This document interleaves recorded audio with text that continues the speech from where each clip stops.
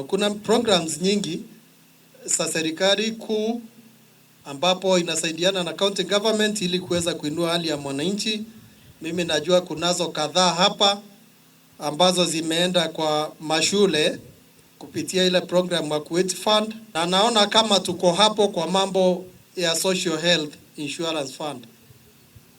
Musiwe na wasiwasi. Fund za serikali ni nyingi, including hiyo ya CDF. Inatoka tu kwa serikali na mnaona matokeo yake. Musiwe na wasiwasi kwa mambo ya SHA na SHIF, kwa sababu at the end of the day, hata kama kunaweza kuwa na teething problems, sitarekebishwa kwa sababu serikali ambayo iko inasikiza. Mtatoa maoni yenu, na huu mpangilio tunafanya kwa kushirikiana na county government, kwa sababu health ni jukumu la county government, si serikali kuu. Serikali kuu kiwango yake ni kidogo sana pale. Kwa hivyo hakuna vile tunaweza kuhepa kwamba lazima tushirikiane, na kama kuna mahali patakuwa na tatizo, lazima rais mwenyewe amesema litatuliwa kwa haraka ili wananchi waweze kufaidika. Waliopigania uhuru wetu,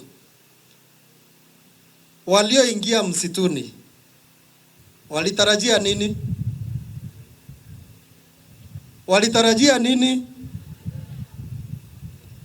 ya nchi?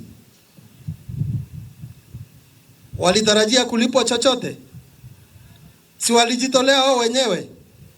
Hakuna kitu walipewa ndio waingie msituni. Kisasi cha leo, na waomba tujitume kwa maendeleo. Kama we unalima chai, boresha hiyo. Kama unalima nyanya, boresha hiyo. Kama unalima mboga ama maziwa, boresha hiyo, ndio ujipatie kipato na uweze kusaidia serikali yako ili kuweza kukuhudumia zaidi. Ukichagua serikali halafu urudi kulala, tutaendelea kweli? Halo?